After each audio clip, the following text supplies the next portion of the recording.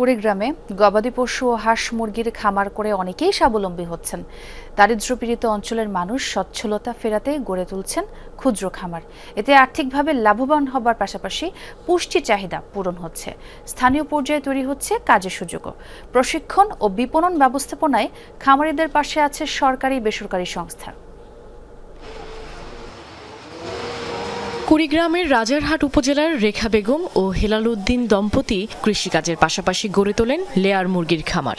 কিন্তু করোনার সময় ৮ শতাধিক মুরগি মারা যাওয়ায় আর্থিক ক্ষতির মুখে পড়ে পরিবারটি। এরপর ক্ষুদ্র ঋণ সংস্থার সহায়তায় ১৫০ লেয়ার মুরগি দিয়ে আবারও শুরু হয় খামারের কার্যক্রম। এখন খামারে মুরগি আছে ১,০০০-এরও বেশি। আমার খামারে লেয়ার মুরগি আছে ১,০৫০টা।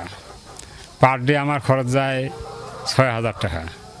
আর পার ডে ডিম বিক্রি করি আমি মানখানে ৯ থাকি ৯,৫০০ টাকা। আরডিএসের প্রশিক্ষণ নিয়ে আমাদের ১৫০ বাচ্চা দিচ্ছে। ১৫০ বাচ্চা থেকে ১,০৫০টা বাচ্চা আমরা এখন ডিম পাচ্ছি। এখন তাই দিয়ে কিছু লাভবান হচ্ছি। একই উপজেলার দিনমজুর দম্পতি কাছিরন বেগম আবেদ আলী ১.৫ বছর আগে বিনামূল্যে ২টি ছাগল পেয়ে এখন তৈরি করছেন ৯টি ছাগলের খামার। পাশাপাশি রয়েছে বেশ কয়েকটি ভেড়াও। আরডিএস থাকি ২টে বিনা পয়সায় পাঠা দিছে। পাঠার থাকি 9টা আইছে।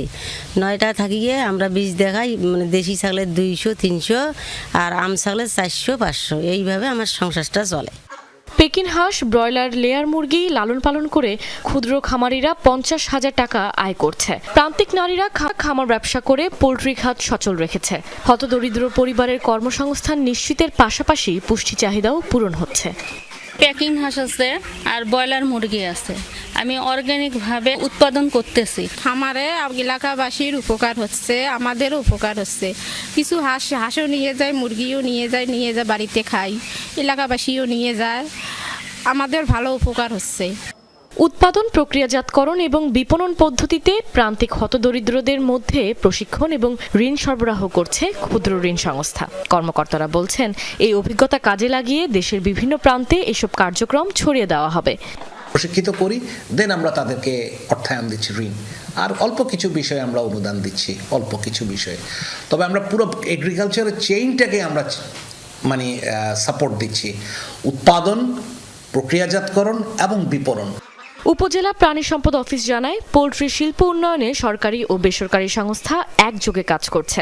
ভ্যাকসিন, কারিগরি সহায়তা প্রদান করছেন কর্মকর্তারা। তাদেরকে আমরা বিভিন্ন সময় প্রশিক্ষণ দিয়ে থাকি এবং তাদেরকে কারিগরি সহায়তা প্রদান করি।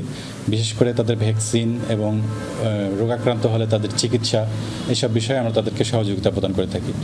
জেলার 9টি উপজেলায় প্রায় ৫,০০০ গরু ছাগলের এবং ৬০০ হাঁস মুরগির খামার রয়েছে।